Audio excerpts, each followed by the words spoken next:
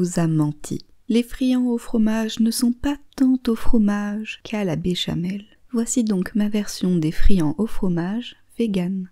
Pour cette recette, il nous faut une pâte feuilletée, idéalement rectangulaire, mais une ronde peut fonctionner aussi si vous n'en trouvez pas, du lait de soja nature et non sucré, de la farine de blé, 45, 55 ou 65, peu importe, de la margarine, de la levure maltée, ce n'est pas forcément obligatoire mais ça aide à donner un petit goût fromager, je trouve qu'il manque un petit quelque chose quand on n'en met pas.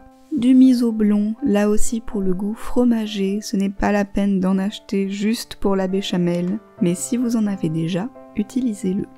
Un peu de bouillon cube, beaucoup de poivre, et j'ai oublié visiblement l'ingrédient le plus important, de la muscade. On commence par préchauffer notre four à 200 degrés Celsius.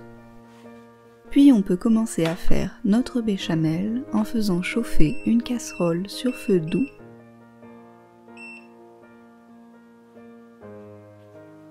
et en y ajoutant la margarine.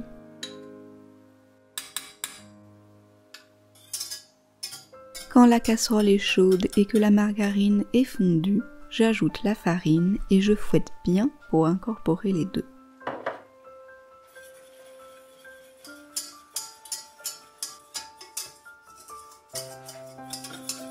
Quand une sorte de pâte se forme, je la laisse toaster 1 à 2 minutes en la pressant bien contre le fond de la casserole. Puis, il est temps de rajouter le lait petit à petit. Je verse un splash, puis je fouette vigoureusement jusqu'à incorporation.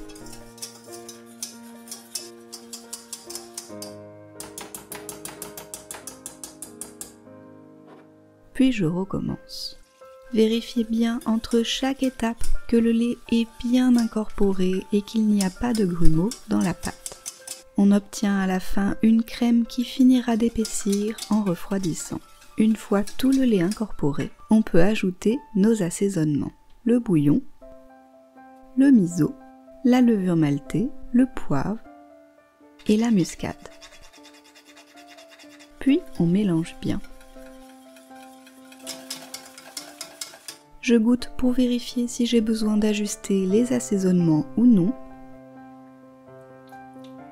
Puis je laisse chauffer ma béchamel jusqu'à ce que ça bout pour être sûr que tout est cuit avant de la retirer du feu.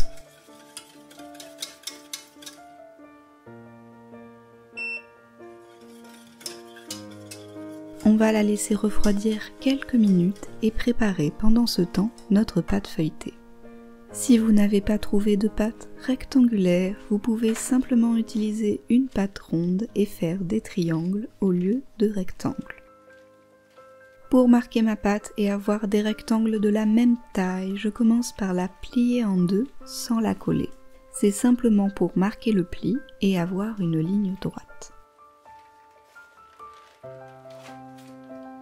Je découpe. Puis je fais pareil des deux côtés pour obtenir 4 grands rectangles qui donneront 4 friands.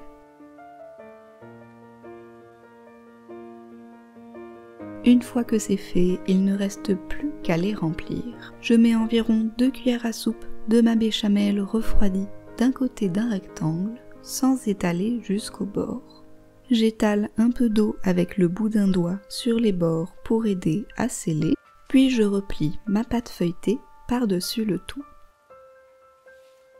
Je scelle les bords en appuyant bien avec mes doigts en faisant attention à ne pas faire sortir la béchamel. Et je finis en décorant les bords avec la pointe d'un couteau.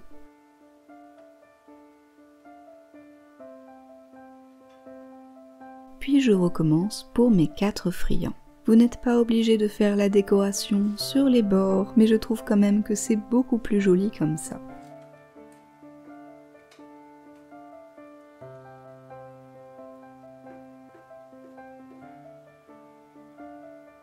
Une fois que mes friands sont formés, je fais 3 incisions assez profondes sur le dessus.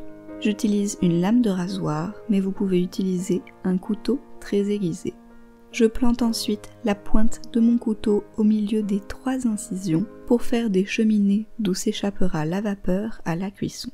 Puis je dore avec un mélange lait, café, sucre. Ils peuvent enfin partir au four pour 20 à 30 minutes. Et voilà nos friands cuits et bien dorés. C'est vraiment une recette extrêmement simple et régressive, j'en mangeais tout le temps quand j'étais petite. Ils accompagnent aussi bien une soupe qu'une salade et sont délicieux simplement en apéritif. Pour avoir la recette avec les quantités, rendez-vous sur mon blog, le lien est en dessous de la vidéo. N'oubliez pas de mettre un pouce bleu, de commenter et de vous abonner si ce n'est pas déjà fait. On se revoit la semaine prochaine pour une nouvelle recette. Alors en attendant, je vous fais des bisous et je vous dis à bientôt.